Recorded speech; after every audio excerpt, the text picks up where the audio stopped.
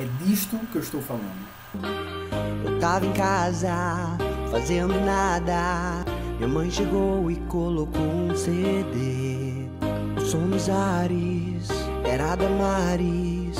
Me levantei e disse assim: prefiro ouvir os arrais.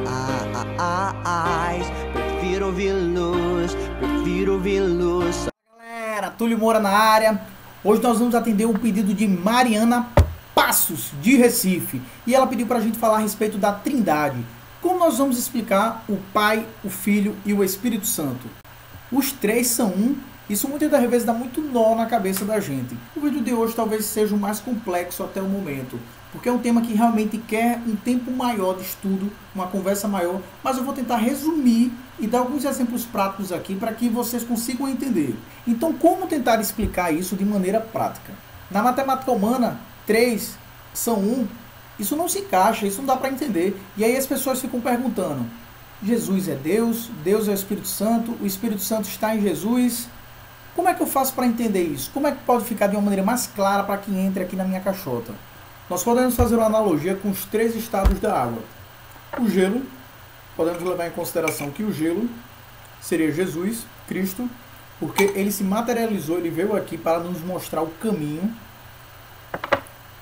O vapor, o Espírito Santo, dá para ver a fumacinha? O Espírito Santo está ao nosso lado, está dentro de nós. Ele é o nosso consolador. E a água, que é Deus. Sabemos que sem água não há vida. E Deus é a nossa fonte de vida. E o que isso quer dizer? Quer dizer que o gelo, o vapor ou a água, apesar de estarem em estados diferentes, a composição dos três é H2O.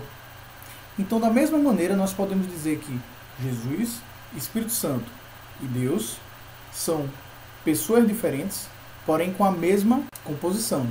Os três são um e os três são Deus. Entendeu a analogia? Dá outro exemplo aí, Túlio. Dá outro exemplo aí que ainda ficou meio...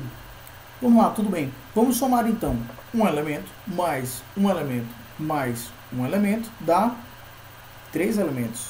Porém, se formos multiplicar 1 vezes 1 vezes 1, isso dá igual a 1. Ou seja, 3 são 1.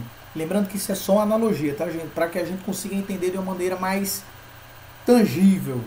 E qual embasamento bíblico podemos comprovar que os três são pessoas diferentes e que os três são a mesma pessoa? Nós podemos ver lá em Mateus 3,16, que é no batismo de Cristo, que diz: assim que Jesus foi batizado, saiu da água, naquele momento o céu se abriu e ele viu o Espírito de Deus descendo como pomba e pousando sobre ele. Então a voz do céu disse: este é o meu filho amado de quem me agrado. Nesse momento nós podemos ver que Jesus ele estava saindo da água, quando o Espírito Santo, no formato de uma pomba, pousou sobre ele e o céu se abriu e saiu uma voz lá dizendo que esse é meu filho de quem me agrado. E aí nós podemos ver que existiam 3 pessoas diferentes: Jesus, Espírito Santo e Deus. E como é que a gente pode ver na Bíblia que Jesus é Deus, Deus é Jesus? Onde é que está isso? Lá em João 14, 8 e 9, isso fica muito claro. Disse Filipe: Senhor, mostra-nos o Pai e isso nos basta. E Jesus respondeu: você não me conhece, Filipe? Mesmo depois de eu ter estado com você durante tanto tempo, quem me vê, vê o Pai.